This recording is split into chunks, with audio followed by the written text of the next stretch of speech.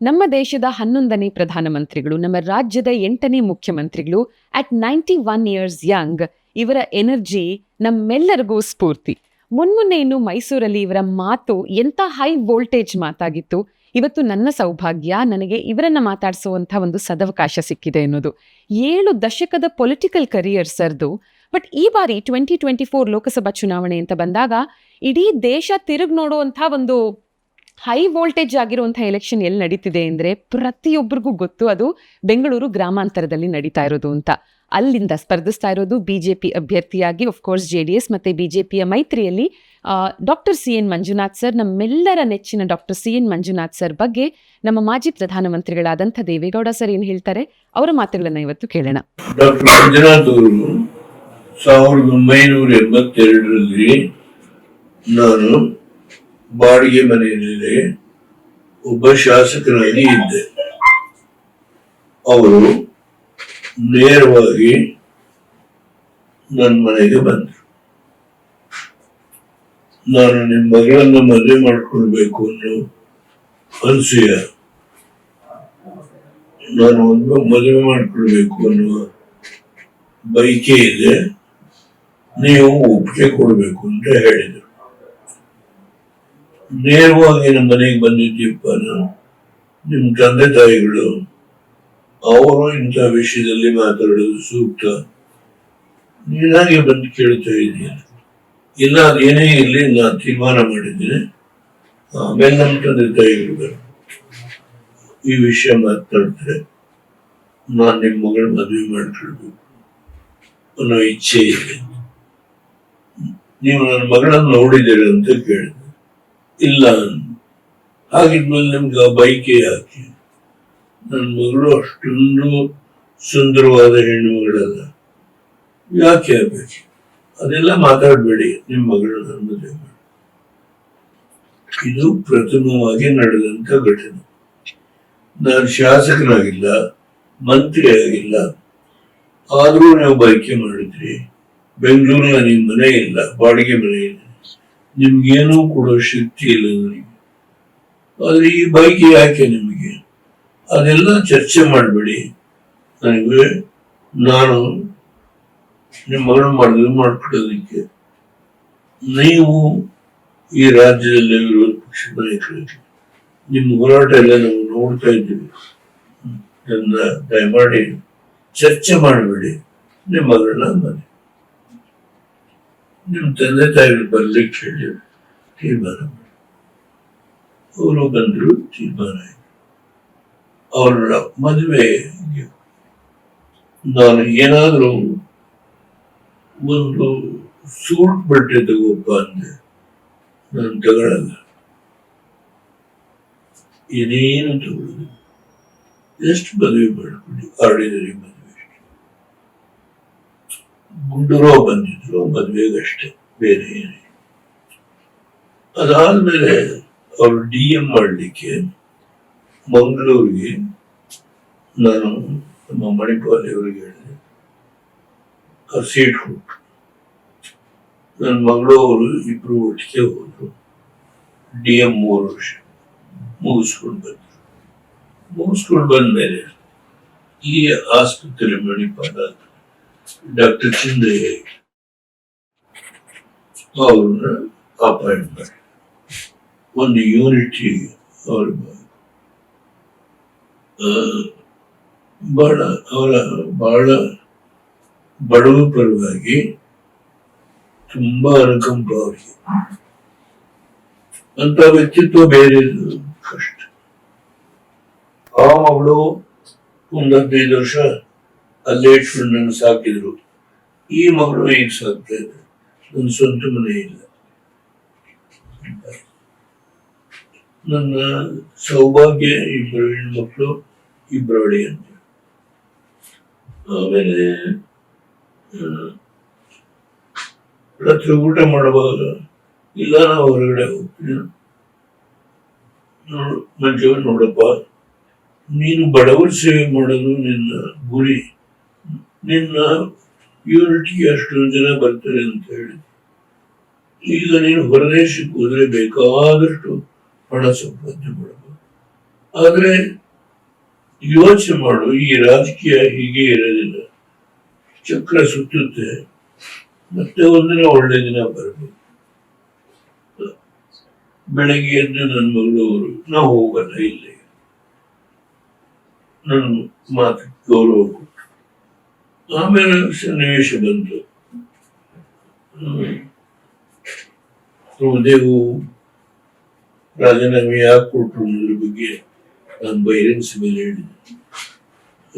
ಅವ್ರ ಮೇಲೆ 44 ಕೋಟಿ ಅಕ್ರಮ ಮಾಡಿದ್ರು ಅಂತ, ಅದು ರಾಜೀನಾಮೆ ಕೊಡ್ಬೇಕು, ಹೈಕೋರ್ಟ್ ಅಲ್ಲಿ ಕೇಸ್ ಇಟ್ಟು ರಾಜೀನಾಮೆ ಕೊಡ್ಬೇಕು.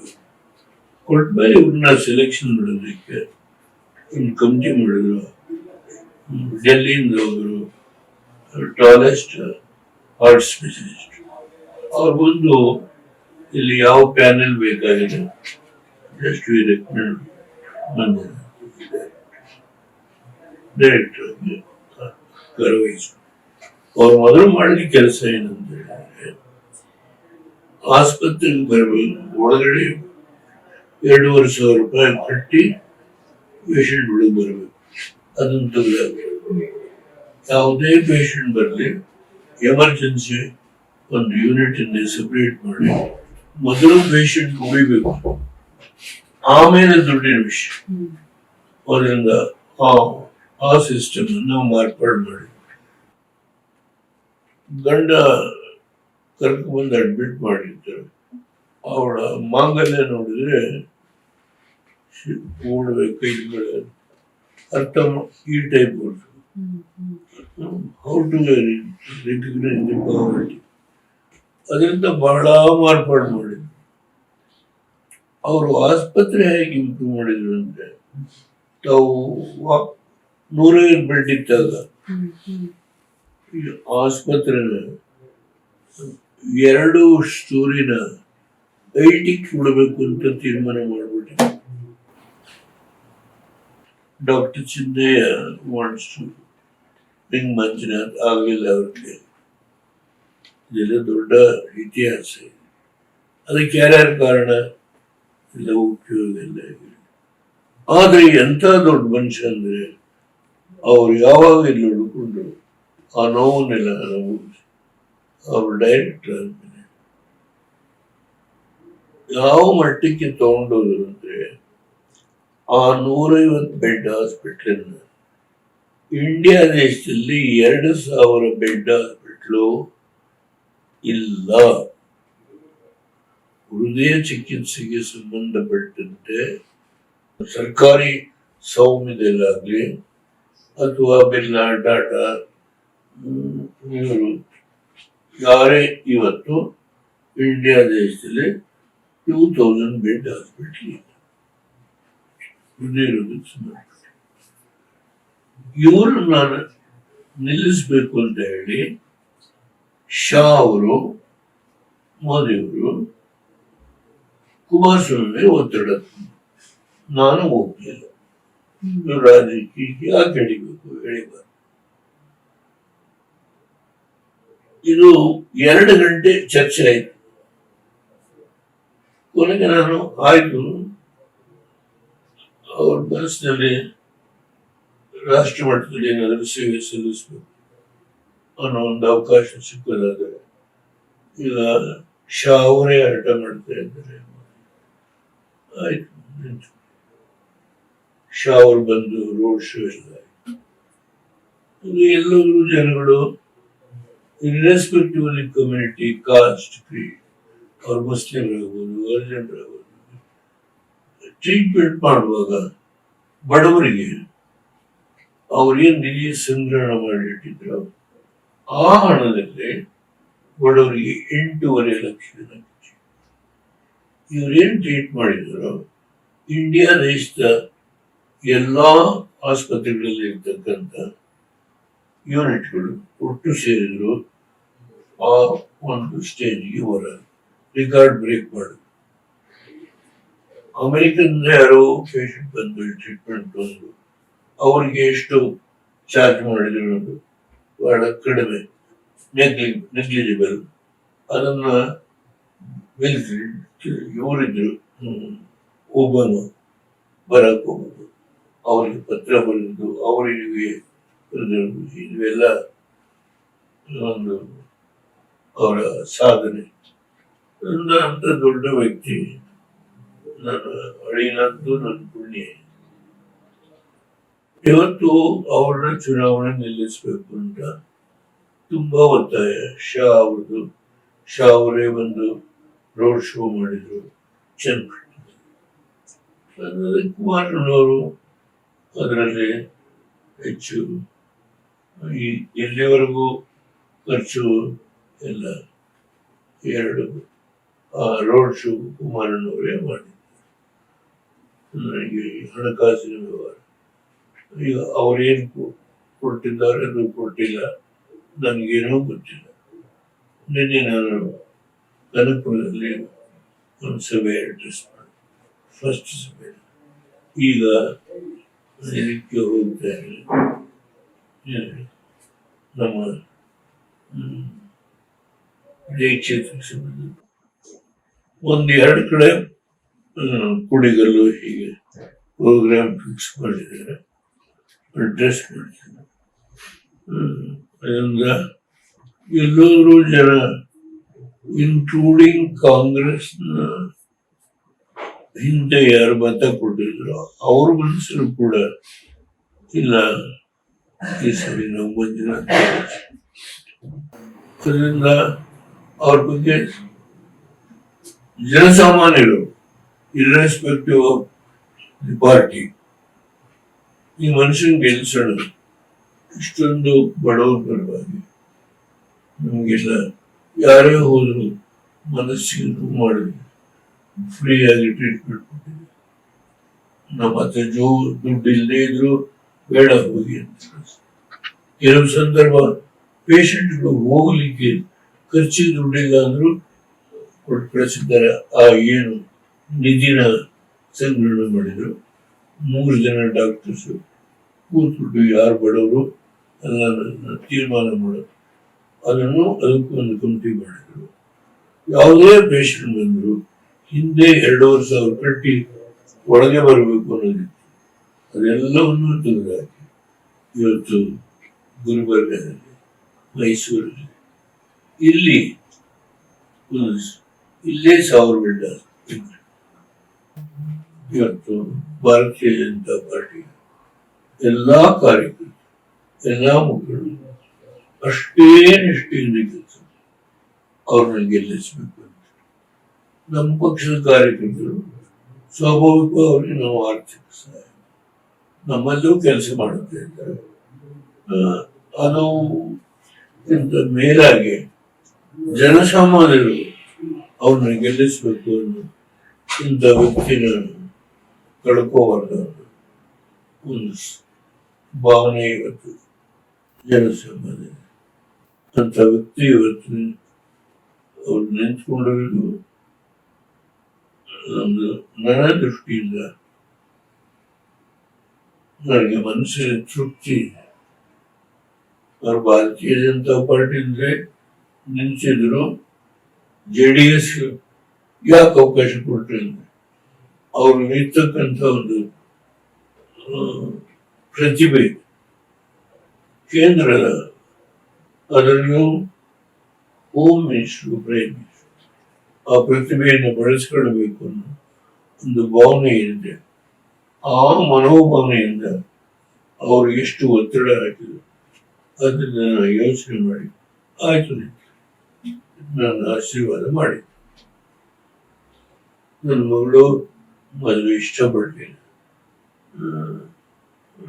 ನನಗೆ ಅವಳನ್ನು ಒಪ್ಪಿಸಿ ಆಯ್ತಮ್ಮ ಇದೊಂದು ಅವಕಾಶ, ಭಗವಂತನ ಇಚ್ಛೆ.